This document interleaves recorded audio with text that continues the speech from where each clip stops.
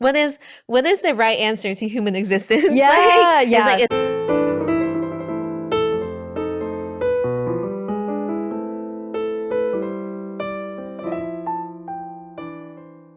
What's up, everybody? Welcome back. Today, I have a data scientist with me turned cosplayer, content creator, real estate agent, tattoo apprentice, actor, and aspiring cat breeder, Emmi Xi. Thank you for joining us. yeah, thanks for having me. Yay! I'm so excited. You live so many lives. You just said that you were the queen of side quests. Yes. Can you tell us about your journey starting as a data scientist and an artist in university and how you got to where you are today? Yeah, so I've always loved data, and I was a very sciencey person just growing up. Like I always loved looking at like different facts and different I also really loved math. I know that's not very common in creatives, but I was just very into like research, and my parents were also more of people of science, and they kind of swayed me that way too, and really discourage art. Actually, they were like, if they see me draw, they'd be like, oh, you're wasting your time, but you know, those can be surgeon hands or Oh, okay. I'm like, okay, So was it a balance then do you minored in art, right? Yeah. Did you balance that out then? Like if I minor in art, I can major in data science. Yeah. I felt like my soul was kind of getting drained by just like looking at equations all the time. So I had to do something creative to like have a balance. I feel like doing art is kind of a part of human nature, like the way like we love to like dance and sing. And I think like creating is just, I don't know, it's always been within me. And yeah, during college, that's when I also started tattooing my friends and people, which is why like later after I quit my tech job, I went to a tattoo artist to take an apprenticeship. But I like only tattooed here and there, and I kind of like went to a different side quest after. Yeah. The ADHD brain never sleeps, I'd say. Yeah. So you minored in art. Was there a specific medium that you liked the most, like charcoal or watercolor or anything? I really like acrylic and oils. My school unfortunately didn't have many programs with like 3D design or anything that's like very physical. I also actually really liked sculpting clay and things like that. But I think my main medium is definitely acrylics and oils, which right now it's kind of like conflicting because AI can just pull up the craziest things that you can imagine, like way better than like what you can physically paint most of the time. And yeah, so it's an interesting climate right now, like where I'm like, oh, like, do I spend 8 hours like coming up with an idea and like painting something, or just like generate something? Like, I don't know. Do you ever feel that like with? Yeah, it's I am trying to look at it as much of a tool as I can in like certain scenarios. Like if it can help me do something that isn't like taking, I don't know, the like position away from someone else, like in voice acting or something like that. I don't know. Yeah. I am hoping to, right now I'm trying to kind of stay away from it and see like where things settle. Yeah. That makes sense. Yeah. Voice acting. I don't think that AI can truly replace voice acting just because people's like inflections and like memes, like the way people talk changes all the time. Like it's kind of like, I feel like every 6 months people speak differently in a way. And I don't think AI can truly mimic it because it's collecting too much data. I also heard that right now is kind of the peak of AI, as in AI will never have this clear of data like in the future ever compared to now, just because so much information is kind of regurgitated by AI, like so many articles and videos. Like I read somewhere that more than 70% of all YouTube videos are uploaded based on just AI, like where it's like they type in a fact and then they voice it with AI, and then it's like kind of scary, but that also is scary.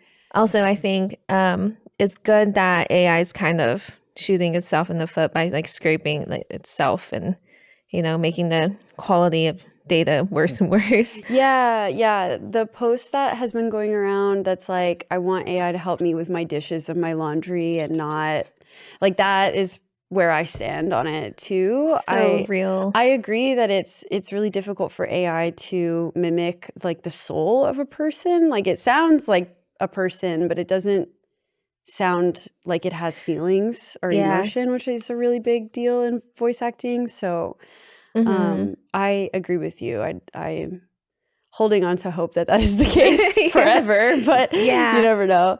And I think there's more and more people that are resonating more with people who are more authentic, as in people are kind of more attracted to people who like online when they like tell a story or like vlog and kind of things like that compared to just like period thirst traps. I kind of see like an active shift. Do you notice that a little bit?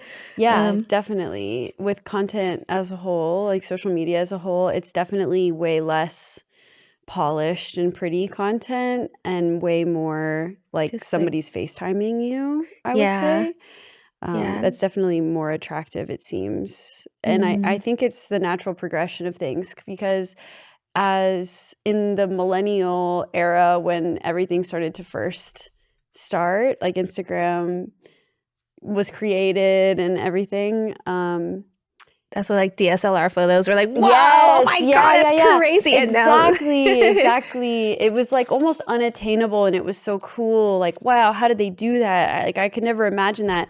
But as it feels like technology has advanced and everyone can take really beautiful photos with like the cell phone that they have in their pocket. And I think it's a natural progression of, well, now we've seen pretty and polished and editorials so much that we're craving some real athhentic human connection, which I have mixed feelings about. I love a pretty polished, beautiful photo. I like that. I just want to like do this little trend like perfectly, but I think it doesn't hit the same anymore to a lot of different people because it's like, oh, like is this AI? Like it's like, no, it is not. But I can see why you think that, and yeah, that's true too. If it's too perfect, people think that you didn't make it yourself. Yeah, and also like Photoshop and stuff used to be so impressive. Like it was like, oh, I'm gonna like take out every pore, and then now it's like, oh, that's a filter. It's like, oh, that. But I used to just like actually like it was art. Like you're like painting on a face, like and now you can't just like put a filter on. Like right. Crazy. It's crazy how things have like progressed and developed just in our lifetime. Yeah. Well. A little less existential, but sorry. no.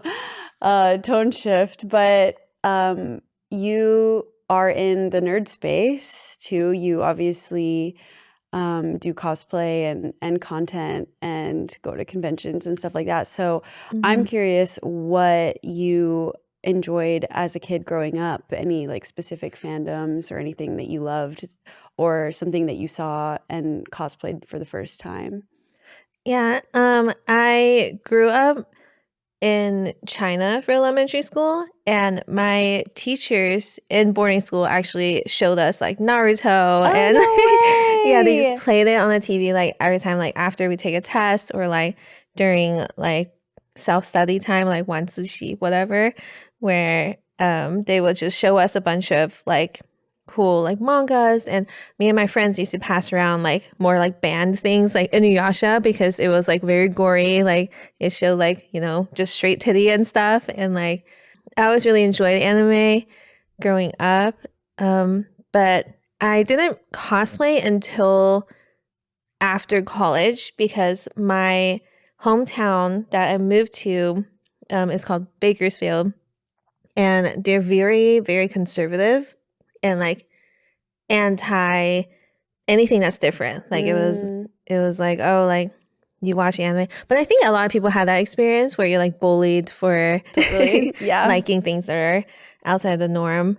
And I kind of just like hid that part away. But I also grew up playing a lot of video games with my sister, like a lot of different like Pokemon games, and yeah. What video game do you remember from childhood that you liked? I played a lot of Mario and Pokemon. I think Pokemon's like the main one because every year there's something that's new that's out. Um, I played a lot of League of Legends in high Yeah, school. we all did. Yeah. And that was when League of Legends was like unhinged, but it was great. It was like I Yeah. have freedom of speech. Like Oh my God, yeah. A terrifying place. League of Legends, all chat. Yeah. So then I'm just kind of working through your life. You, after college, cosplayed for the first time. What did you cosplay? The first cosplay, I'm trying to think, like, does like Halloween stuff count, you know? Like, I don't know. Yeah, why not? I guess I cosplayed Katana like in college where I was Mhm. like, yeah, I like love fighting games and I'm just gonna do it. And I forced my partner at the time to also cosplay with me. Nice. I'm trying to remember his character. Oh my god, I'm like blanking on it. But yeah, so Katana I think is the very first, and I cosplay Samus as like one that I Nice. crafted kind of from scratch. It's like, oh, I'm gonna get like this print and then I'm gonna put it together and make the shoes and like style the wig and stuff. It was pretty simple. Oh yeah, and also like make the gun. Sorry, I'm gonna silence this. Oh yeah, go ahead. What about you? What is your first cosplay? My first cosplay was Android 18 from From Dragon Ball Z. DBZ? Oh my god. Amazing. And then a ton of League of Legends for years. That's Yo, all I did yeah, was dude, League of Legends cosplays. They're so complicated, but they're like they really like get your craft going. And, Yeah, yeah. so you made a bunch of stuff for Samus. Is there something that you like specifically as far as crafting goes that is your favorite part of the cosplay process? I think my favorite part is always usually like painting things. That's Yeah. I feel like that is a lot of people's answers. Yeah. It's like the work, like the stressful part's over and I just get to see it come together. And Yeah. Like yeah, foam and Warbler have always been a little frustrating to work with for me. I want to get better at it though. And yeah, just like with all the like cement glue stuff, like I want to kind of tap into it more. I think sorry to get existential again. It's like I feel like there's a lot of people Please. who like or now just kind of go for fast fashion and with like fast fashion cosplays, and with our industry it's kind of like keeping up with the trends, and if you can't like just craft it yourself like immediately, like the trend is kind of over. So I did end up like buying way more than I craft. Like maybe I'll like kind of like hem things here and there, but I ended up kind of like outsourcing cosplays like in the future, and then just like or since like after college, and I went like more of the e-girl route for online content creation just because it was like it seemed like the most efficient. But Totally. I would love to get back into art more because I think that was like the main like thing I enjoyed about content creation. Yeah, especially with a painting background. I imagine that painting something would be your favorite. And I don't think that there's anything wrong with the fast fashion element of cosplay either. People's attention spans are so short now, and the pressure to keep pumping out content constantly. I think that lends itself to buying costumes. I think everybody that does content is buying costumes nowadays. Yeah, because it takes dozens and dozens of hours. Like, yeah. Yeah, I do remember back in the day when cosplay was there were a lot of purists. You have to make everything from scratch and you have to do everything yourself, and buying anything is like frowned upon. Yeah, exactly. Yeah. But I think that takes the fun out of it because cosplay is supposed to be it's like for everyone to enjoy. Like exactly. Yeah. That's least cool that you're not like a purist with cosplay, because I imagine it is difficult if you've like poured so many dozens and dozens of hours and then you see like the instant gratification like now, like how Mhm. like it could be like a little difficult to completely accept, you know? But Mhm. yeah. Yeah, totally. I think content creation, social media, jobs, like, changed the game. The Yeah, landscape is different now for sure. for sure. So, I'm gonna work through all your side quests just because I'm interested in all of these different things. As a, data scientist, you had a tech job, right, out of Mhm. college? And Yeah. what was the turning point like for you when you decided to quit and do something else full time? So it was when the pandemic hit. So my software company had a lot of cool amenities where there's, like infinite alcohol and like a meditation room. There's like ping pong. And we always went on these excursions. Very Silicon Valley. Yeah. Yeah. I was in San Francisco. So Oh, it was nice. very like, oh, um, we're trying to make this like as much of a like amusement park vibe as possible. Like, while you guys are doing like just computer jobs. And the turning point was when I worked from home. I'm like, wait, like I actually do not enjoy this. And originally I planned to quit and go back to school. So I actually did enroll myself in um, a master's program for bioinformatics. So that's like combining data science with bio stuff. So Mhm. it's like sequencing like DNA things. But during the pandemic, as I was taking those classes, that's when I also decided to start streaming Mhm. and start like taking content creation more seriously. I'm like, oh, like now I have more time because also a 9 to 5 was really soul sucking and draining. Totally. Uh-huh. Like I had to wake up probably like 7 every day and like start commuting by 8 because I lived in Oakland and my office was in San Francisco, and there all day. And afterwards, it's always like, oh, like what if we just all grab dinner? Like it's like I pretty much lived at work, and the only people I hung out with and associated with was like my coworkers or like my roommates, and that was it. And I realized like my health was going to shit, and my like yeah, my physical health and mental health, like I was just like gaining a ton of weight, and I'm like, okay, Mm. like that I don't think this is healthy for me. And also just like your self-care goes all the way down. Like when you're just working in an office with the same people every day, like you just stop really like dressing up or anything. Mhm. Yeah, I felt like I really need to kind of like reground myself.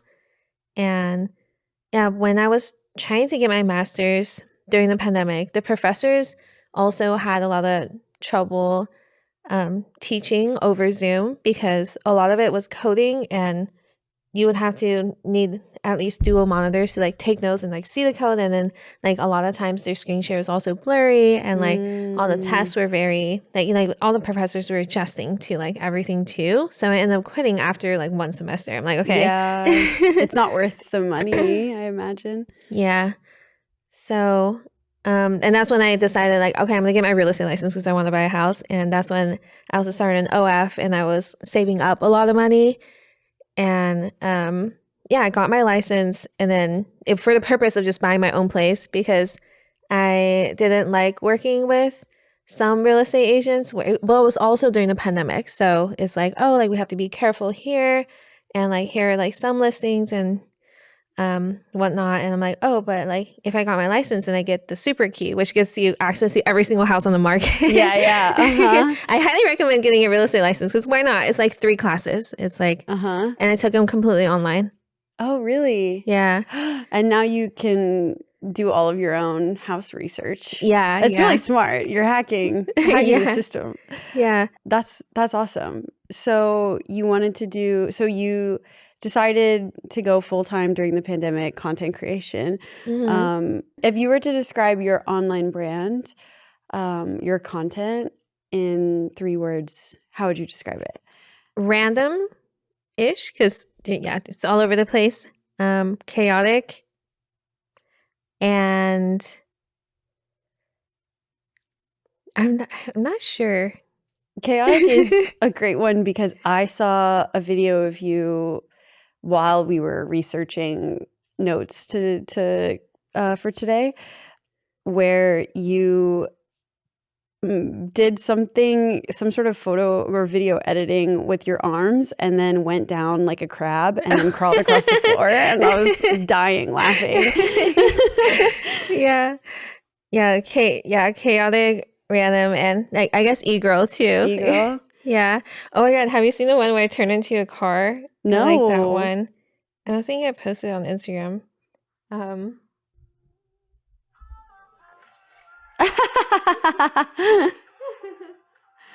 It's Lightning McQueen. Yeah. So but I think that that's awesome because it balances. I think if it's too unattainably hot girl focused, that sometimes it's hard for people to connect, right? But that is so funny and creative that I think it combines the best of these two worlds. So I think your online branding is pretty great. Oh, thank Very you so much. strong. Coming from you, the queen. Oh my gosh.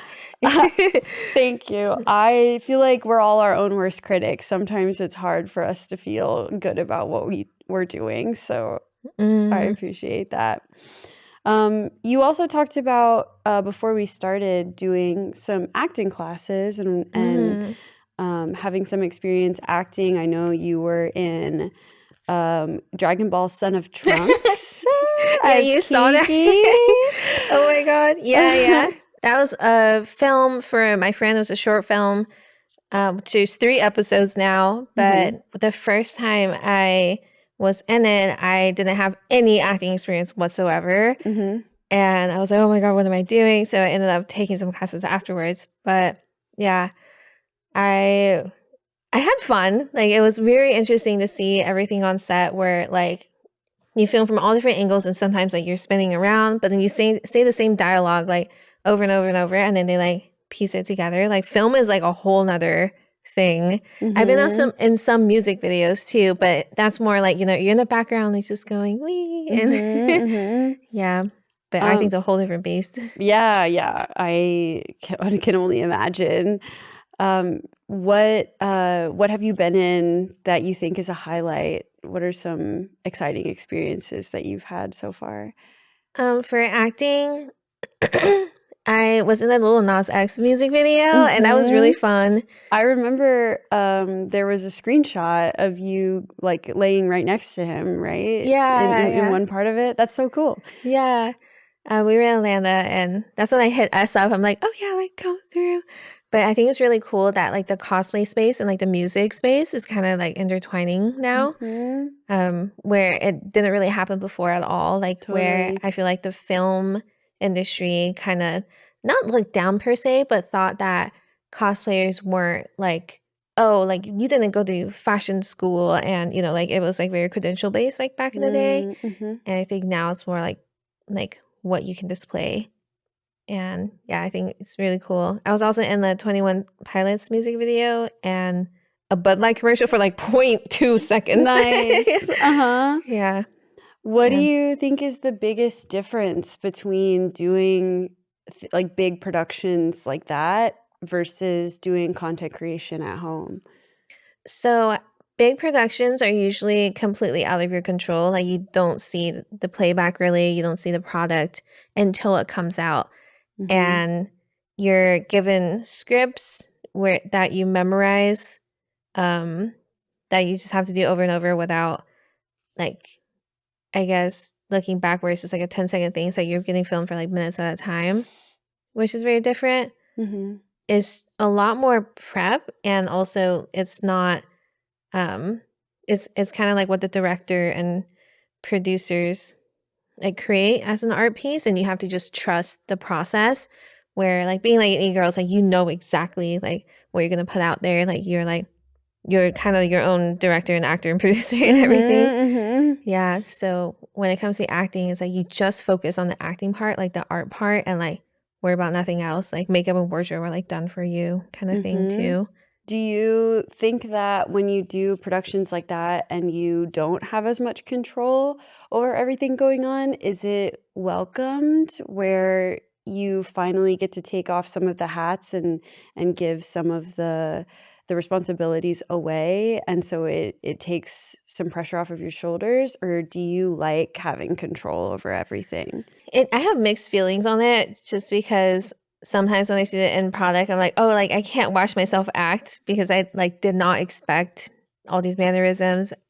And I think I just don't watch playback enough of myself when it comes to like speaking a monologue, for example. Mm-hmm. And I want to be able to let go and let loose and like not be as like controlling over aspects, because I also think like there's pressure with being an e-girl of like looking a specific way, like, oh, the lighting is controlled, the angle's controlled, like if I stream, it's like my camera's like right here and then the lights are right here, you know, it's like, oh, like everything looks great.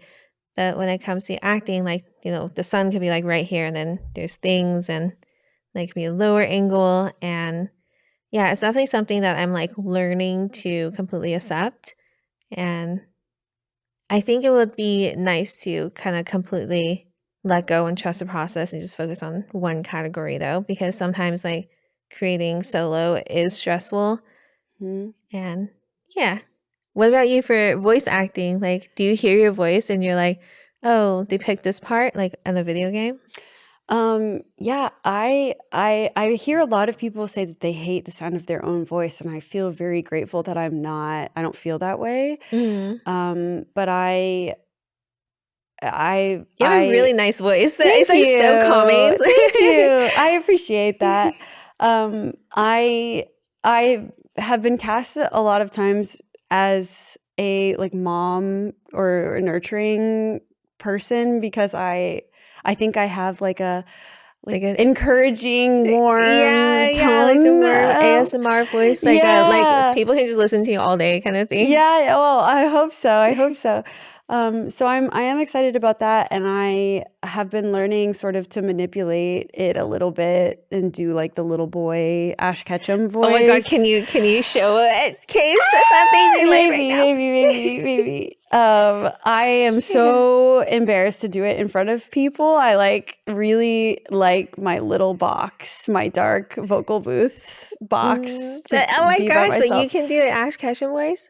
I can embarrass myself first. I can do like a Pikachu, like Pika, Pika, Pika. That's so good though.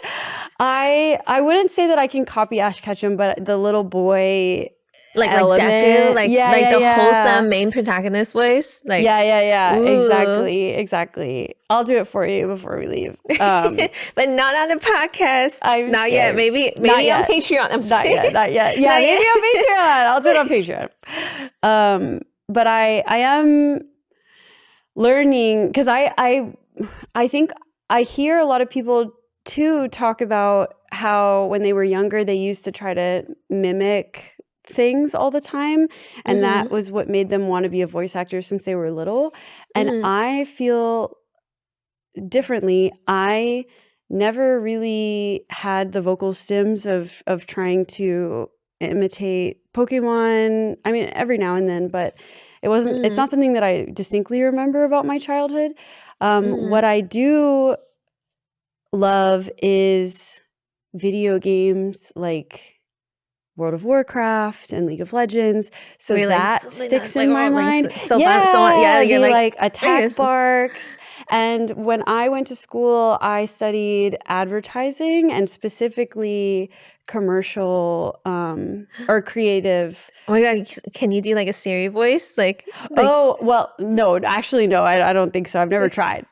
But I used to storyboard commercials. That was my data scientist. That's so cool. Equivalent was I was like working in like ad agencies and stuff.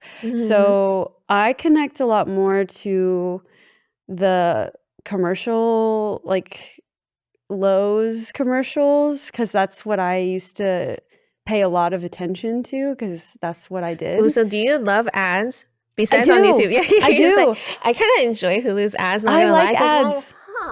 So this is what's relevant right now, and like this is how people do things. Yeah. Exactly. I'm like, I always stare at the advertisements, the commercials, and I am looking for the call to actions and where they are and the that's so scripts funny. and the shots. And so when I just picture like a movie night, like there's a commercial break. Everyone's like in the bathroom. We're like, yes, yeah. And I've always been that way. I used to really enjoy watching the commercials just out of curiosity. that was your like vocal tick thing, like Yeah. for commercials. Like, wow. Truly. So I've lost the plot. I don't remember what the question was, but so how you got into voice acting? So you didn't grow up mimicking a lot of voices, but how did you find that this is your calling? I just truly love video games a lot. And I had a moment where not that I think that I'm going to age out of cosplay or content anytime soon, but the reality of it ending eventually started to kind of hit where I was like, I'd like to think about what's next, you know, like a 5-10 year plan, maybe get something started now and just start taking small steps so that I have something lined up that I am also very passionate and excited about. And I took one class and absolutely loved it. Where did you take the class couldn't at? stop. Online, actually. It was an improv for voice acting class. Very introductory, and all we did was play improv games, but we did a couple of script reads. And the instructor's name was June Yoon, and he's here in LA, and he rocks. That's awesome. So cool. So I ended up doing a one-on-one with him afterward and was like, how do I do this? He was like, here are all of the steps for the next year. Oh my God, dope. Oh my gosh. Oh yeah, I just remember I played a lot of Diablo growing up too, and I did play World of Warcraft too. Oh yeah? Yeah. Yeah, I connected with a lot of the characters a lot, and I think that's why I like to cosplay so much, because whenever I play a game, I will love a character and then want to be the character. But I think this is another way to be the character. Yeah, definitely. Yeah. We've switched. You are interviewing me now. Now I want to get to know more. I feel like I don't talk about myself a lot on this, so this is fun. You're also on so many different side quests. You have like a whole podcast. Like, this is super cool. Thank you. Yeah, I do also do a lot of things. We are similar in that way. Yay. So talk to me about cat breeding. That's a side quest we haven't gotten to yet. That side quest has actually ended because I found that some of the like process is like could be problematic sometimes. Like my cat milkers who had 2 litters. I had cats before and I also had litters, but she like her personality completely changed and she like hated her kittens. And I'm like, oh, like I want to like think about her more and not just, you know, stress her out, because she's really little and she couldn't really like handle like, so the first litter she had was 5 kittens and they were all like kind of huge, and she was trying to like kill some of them where she's like, there's not enough nutrients here. So I kind of realized like it's like hit or miss when it comes to like breeding. And they're all in happy homes. Like a lot of them went with my friends, but yeah, that journey has ended. And I also think it is like a you have to be more attentive than you realize too. Like when the kittens are first born, you have to make sure like all of them are feeding correctly and like the mom's not abandoning them. It's like a little bit 24/7 thing. I imagine it's like if you had like infants kind of thing. But yeah, so that, and then just because, having so many cats at one house is wild. Yeah. Do you know Nick from Anime IRL? Nick maybe. Connor and C Hammer. I don't know how to describe him. He has many names, but I asked because he was just on the podcast and he was fostering a bunch of puppies and he was like, I'm going crazy. There's too many animals in my house. Yeah. Oh my God. I have 5 chickens right now. 5 chickens? Yeah, but they're super chill. Like they have a little coop and like we have like a giant feeder and a like giant water thing. So they're really low maintenance and they're chill and they just like follow you around. They don't really like need too much. So like I would recommend chickens, and soon they will have eggs too. And I'm just gonna like give them to neighbors and friends. Cute. Oh, I want an egg. Yeah, I I request got an you. egg. Yes. One I egg. picked species that lay blue eggs too, so it'd be really cool. Cute. Did you name them? Do they have names?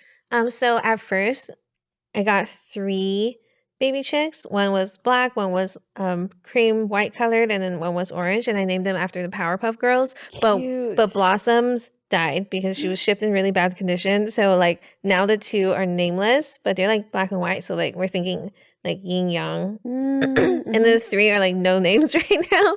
That's okay. But You can let it come. yeah, like I'm like, well, what if like they die? I don't know. Like there's always that fear because there is coyotes in LA, and yeah, it's like I don't know. It's only been so like the little baby chicks. It's only been a couple weeks, so they're still nameless right now. Like, oh, do we replace Blossoms with like one of the new ones or Blossom the second. yeah, Blossoms the second. Yeah. Sorry, I keep going off tangents. No, that's okay. That's okay. I had like a brain reboot moment really quick. So we covered a lot of your many side quests. Was there anything that I missed? I think we covered most of it. Yeah. Yeah, all your lives. Emmy was nice enough to bring us some drinks. Yeah. Cheers. Cheers. So I want to know, because I think I might already know the answer based on my own experience. How do you go about balancing all of these different aspects of your life and still creating content? Because I feel as though storyboarding, creating, editing, uploading is so much work as a content creator that it's almost impossible to get all this other stuff done. Yeah, I definitely right now do not post every day, but I'm trying to kind of outsource editors and like video people to clip my streams. So like I just started streaming again. I took a very long break because there's a lot of I was doing like different side quests. But now I want to see if I can just like do the clips, because if I'm just like playing a game or like like yapping like this, I think it's easier to create content from that compared to like storyboarding and like doing a bunch of stuff. But I'm like kind of doing a trial right now. But you're But it is streaming hard. again. What do you stream? Do you stream video games or just chatting or both?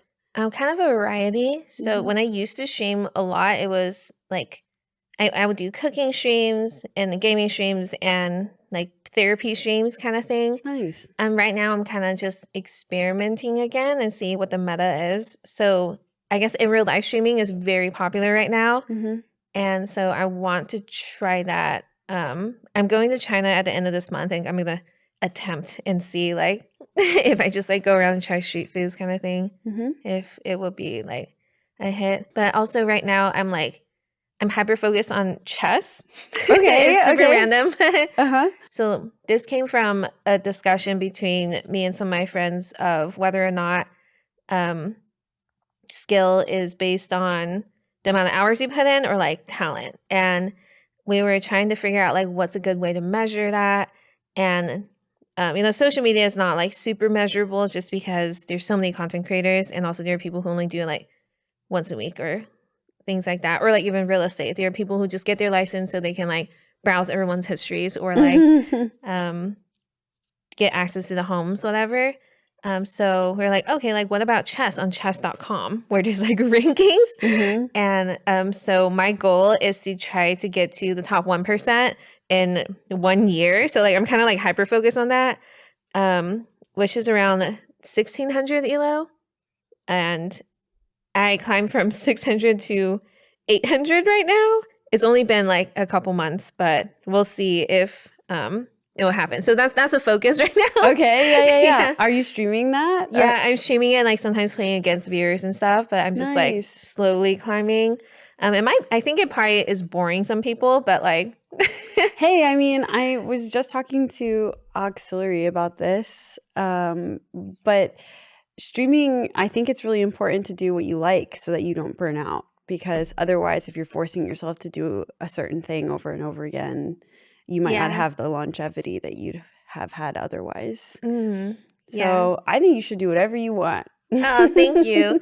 Yeah, I know there's always that conflict between like what will get the most virality or views and like fans versus like what you actually like to do. And I'm kind of in the crossroads right now where I know in the future, like I want to like be, I don't know, like have a family and things like that. Like just be like, not like normie, but more just Settle like down in a not, way. yeah, like not boxed into like one thing just because I don't know, we're all like multifaceted people. Like I kind of want to like somehow showcase it all. So I'm in like a weird crossroads right now where I'm trying different things and yeah, seeing what sticks, seeing what you like.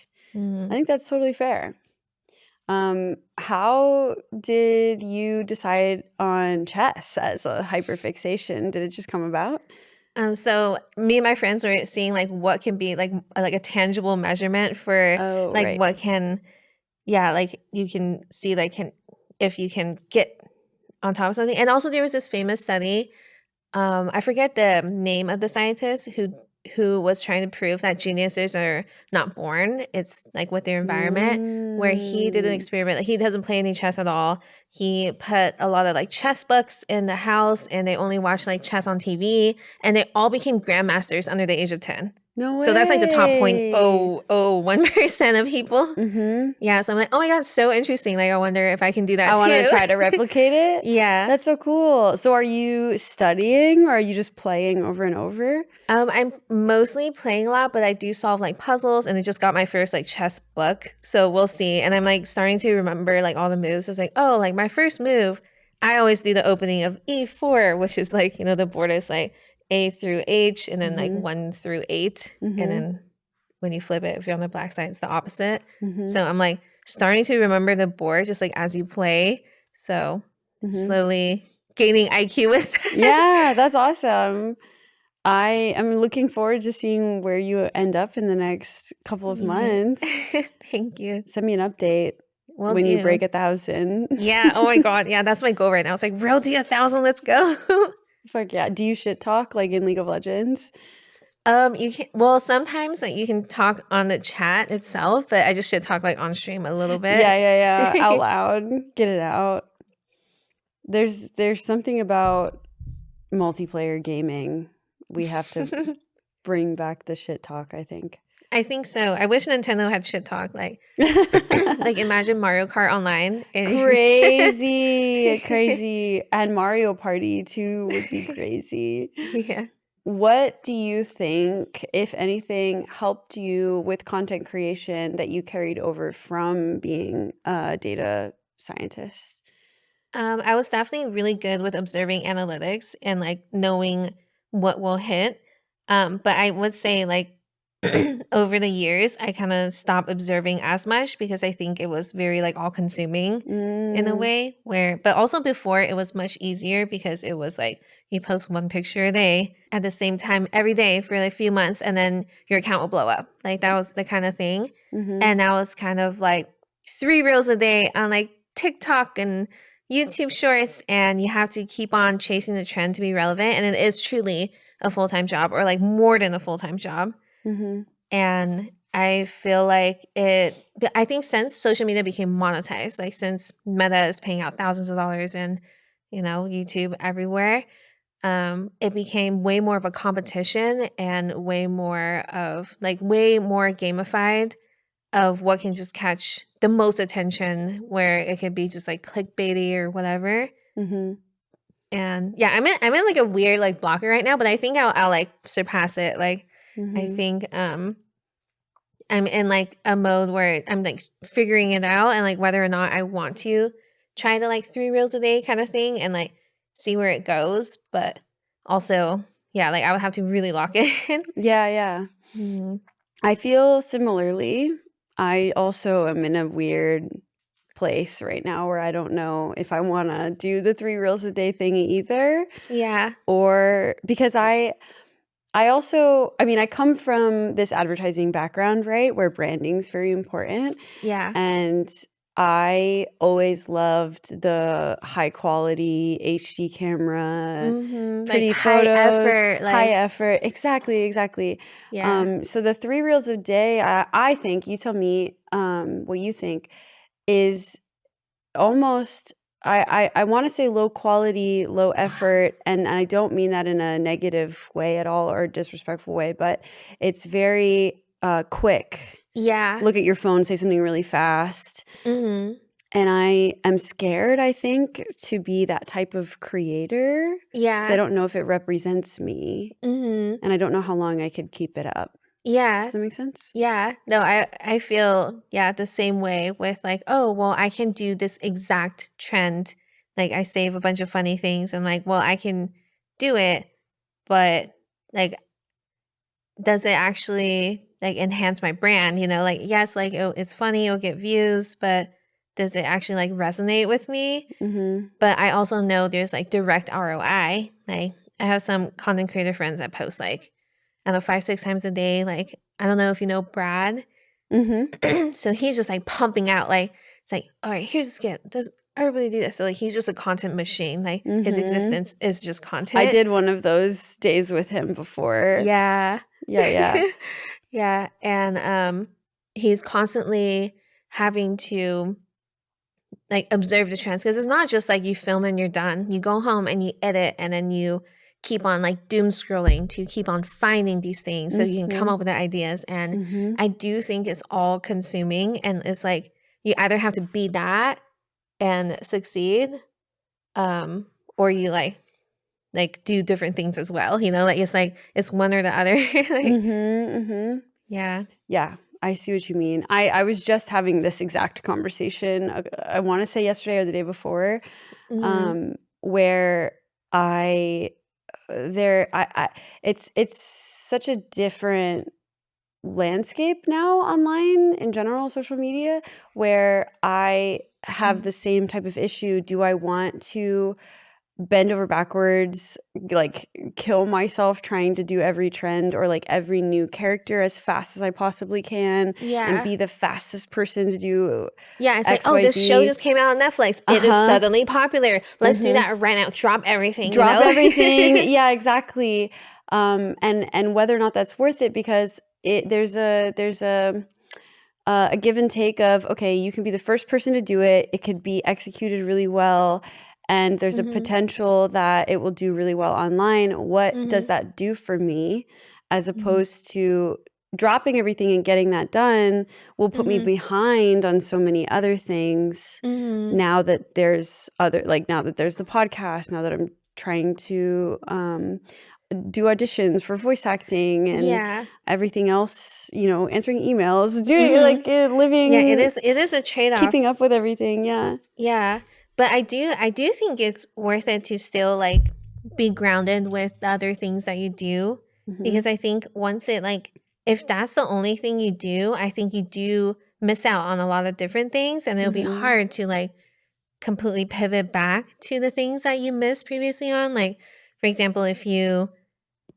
haven't seen someone for years because every time they have a birthday, there's like some project, it'll be like hard to kind of rekindle that. Like Hmm. sure you can, but then you still have missed out on like a lot of lore and like like or like family time. I don't know. Like it's like what is the right answer to human existence? Like Yeah. it's like Yeah. is the grind like is glory and grind like the answer to life or like Hmm. the purpose of life, or is Right. it like to enjoy time with things you want to do and like with loved ones? Like it's always Hmm. conflicting. Yeah. It's a crazy line to walk because there is no right answer, Mm. but it feels like there should be a right answer. Yeah, because like I And also picture myself it's like, oh, if I had like all this glory, like I would be so satisfied. But then like, yeah. like but grass is always greener, or you Right. don't know how the grass Hmm. is. Yeah. Right. And a lot of us, I think, because our brands are ourself, which I bring up a lot on this podcast, and we're not selling like bracelets or jewelry, or we're not Target, we're not like an auto repair. We're or us, Yeah. right? And we are our own brand. That success feels personal, and Yeah. failure feels personal. Yeah. So separating your sense of self from work sometimes can get very difficult, Mm-hmm. and wanting to work as hard as possible almost feels like something you It's like a have to drive, like, do. it's like Yeah. yeah, Mhm. and Exactly. subconscious, and you feel, like, guilty relaxing, you're like, "But I could be making reels right now." Yeah, Like yeah, yeah. And you go on vacation and you're trying to relax and you're like, I should take pictures. yeah, you're like, "Oh, but yeah, like, look cute," and yeah, no, it's Mhm. yeah, definitely hard to be an influencer, but, like, I think we still have it like, we're still in between, like, so I think being, like, cosplayers and, um, like, ego influencers is different from, like, if you're a vlogger, I think that's more consuming where you have to, like, everything you're doing, you have to document it, and then it's, like, never separating from work, I think. Mhm. Yeah, I don't know. I don't know either. It's an interesting topic to talk about. It does make you feel less alone, I'd say. There's Mhm. comfort in knowing that other people are experiencing the same things that you are, but it is Yeah. uncomfortable knowing that there isn't a true right answer Yeah, there's, like, either. no true right path, like, every path is right and wrong in its own way. Yeah. Yeah, Mhm. Exactly. I feel like if we're gonna get super existential, I feel let's do like it. I define myself a lot by my job.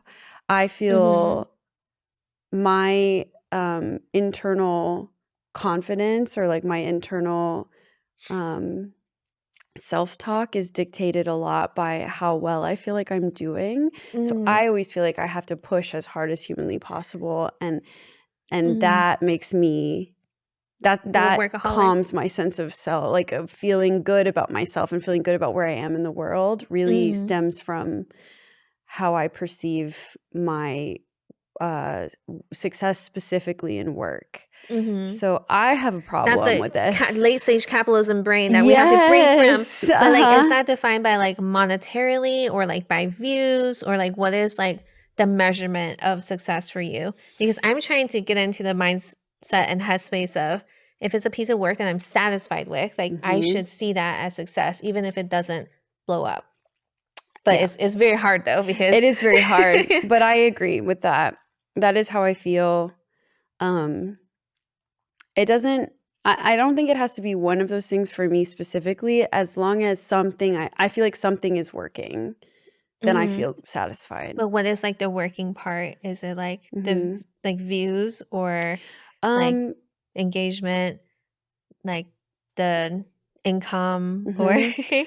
Uh, I think all of the above, any of the above, really, but lately, specifically, I'd say it is just getting content out makes me Mm. feel Oh my satisfied. god, mood. Like I'm like I don't even I'm not putting that much content out. So I'm like I Mhm. just need to like actually do it and like actually like be happy enough with something to post and like yeah. Mhm, mhm.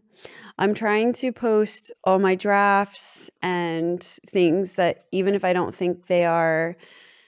Polished enough. Yeah, Yeah. exactly. Seek discomfort. Exactly.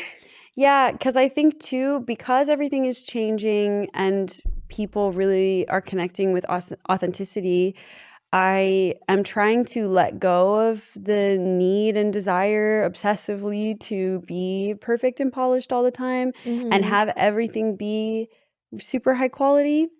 I'm trying to give myself grace as well, is what I'm trying to say. I feel like Mhm. I'm in a similar headspace as you, Mm.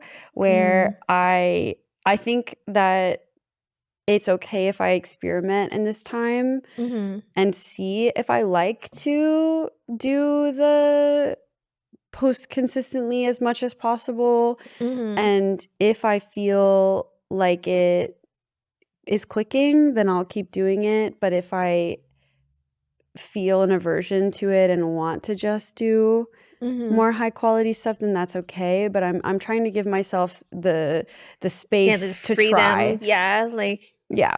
yeah, utilize all your free will and you can always pivot back to what you do if it doesn't work or if you're not satisfied with it. Yeah, yeah. Exactly. Mm. Exactly.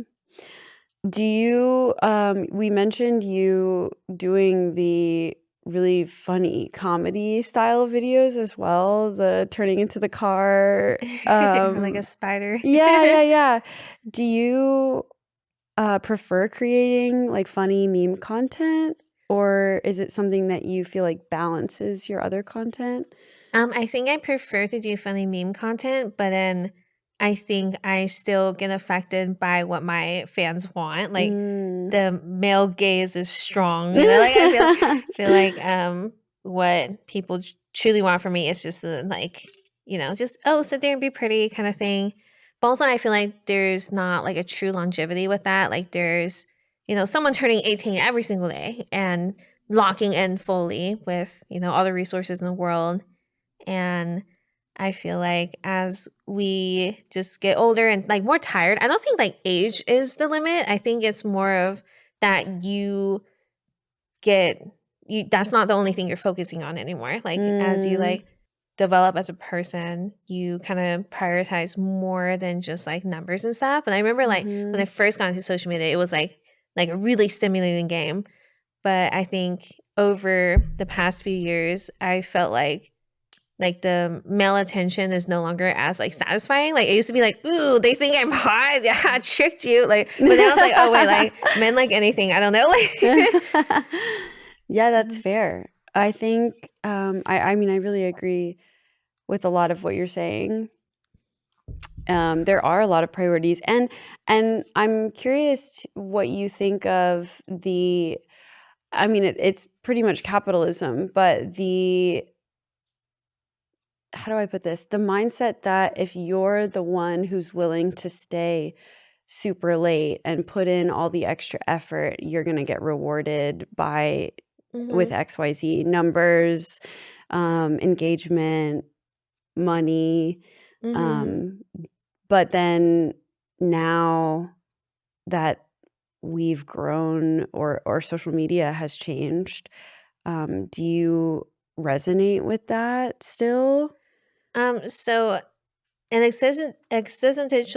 existential thing, sorry, for me that I observed like kind of within the past year is hanging out with my dad again. So my dad was always very busy with his company. So he was a doctor and researcher, but he quit being a doctor to like kind of sell this autoimmune disease treatment as a startup. And we grew up like pretty like underprivileged and like impoverished, where like there was a lot of just like conflict in the house, but he kept at it and he worked like very, very late hours. And eventually during by the time I went in college, like he got very wealthy. But he always worked overseas. Like my family or my mom and sister and I moved here in middle school, and then just pretty much only saw him like maybe once or twice a year. Wow. And in the pandemic, I didn't see him for like 4 years. But basically now though, like he like moved here when like he also like my parents divorced like 10 plus years ago, but he also like has like a new wife with like two kids and stuff. But he's just like Wow. every time if I ask him like what he's looking forward to, he's like just spending time like with you, like with family. He like literally nothing else matters, which is Mhm. really interesting because he got incredibly wealthy like over time, where like I remember like growing up we had like a beater car, and then I remember like in like 5th grade we got like a Honda, and it was a big deal. It was like, oh my god, like wow, like we actually like bought a car for once. And then eventually it was like Mercedes, and then it was like supercars. So I'm like, oh Mm. wow, like in college it was like McLarens and stuff. I'm like, that's crazy. But now that he's older, like he's like, oh yeah, like the only thing that really matters are people that you like love. I'm like, that's crazy. Like, don't tell me that I'm in my grind. Like, I'm 30, I'm in bitch. my Like, grind. bro, like, he started his company at like 30, and it's Yeah, like yeah. he's like fucking with me right now. It's like, dude, you were absent. Now you're back when I'm in my grind. Like, but like Yeah, I'm it's like trying to weird. learn. I'm trying to do the same. Yeah. Wow, that's funny. Yeah, because he just wants to hang out all the time. I was like, I don't have time, but then I feel so bad because it's like Mm. catching up on lost time kind of thing, and he's getting Mhm. older. Like, I Yeah. don't know if you have older parents or like, do they Mhm. like try to hang out? Yeah, I feel like a very similar thing is happening to me, not the exact same, but where family members are reaching out again and trying to spend more time together. Yeah, it's like, bro, like when you're just absent. So like I got into all this like social media stuff. They do not know. Like my family still doesn't know what I do. They still think I work in tech and stuff. But it's like now you're back, and then it's like I don't know. It's hard. It is hard. It's a different mindset, headspace, if you will. Mindspace is a good word. Mindspace is a different mind space when you talk to someone who you only know, say when you were a child, and talk to a certain way and had a way of thinking, and now that you're older and you think a different way and have a different headspace, when you talk to them, it almost feels like you revert back to being a child. Yeah. You're like, wait oh a second, God, I need to, like, I'm an adult. Yeah, it's like, but wait, I need to do my own thing. It is hard though. Like, do you are you also close with your parents, or like were you like not close and then got close again, or? A tumultuous up and down from the get-go, I'd say. We go through phases. Right now we're in a good phase. Okay.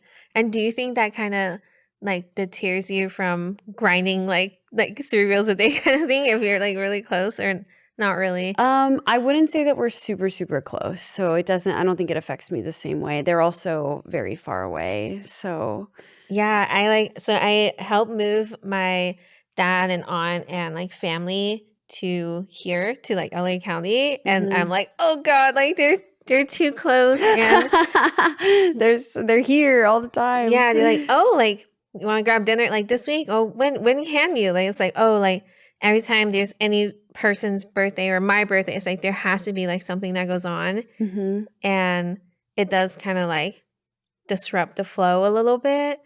Yeah, there's like, a lot of family obligations. I'm kind of like, wait, what if I just like moved a little further away or something? I don't know. What if you could have an alias, a different, tell them that you moved away and don't actually move away, and just like wear a headscarf and sunglasses everywhere. Yeah. So funny. Just vacationing, like, yeah. Yeah. It's gone all the time. I'm just gonna be in a different country, but like kind of forever. Yeah. Well, I appreciate you being here. Thank you for being here. Yeah, appreciate you. We have officially hit our hour mark for Patreon or for YouTube. So amazing. I know time's flying. Thank you so much for joining me today and talking about all of these existential crisis topics. Yeah, it was nice to get existential. We got deep. So I appreciate your vulnerability and sharing all that stuff with me and the internet. So let everybody know, if they are looking to follow you online, how to find you. Just Emmi_XI. And do you have any projects coming up that you're excited about? So I'm going to do in real life streaming in China on Twitch starting November 30th-ish, or whenever Tuesday, Thursday, and Saturdays will be. Oh, wait, no, actually Monday, Wednesday, Friday at 7 p.m. I'm converting the time. And I think there's a lot of misconceptions about China, but it's lit there. Like there's great public transportation, great internet, great street food. Yeah, so come through. Yay, exciting. Yay. Well, you mentioned earlier that you got an explant. Can you talk me through the process of that and why you wanted to get your implants removed? Yeah.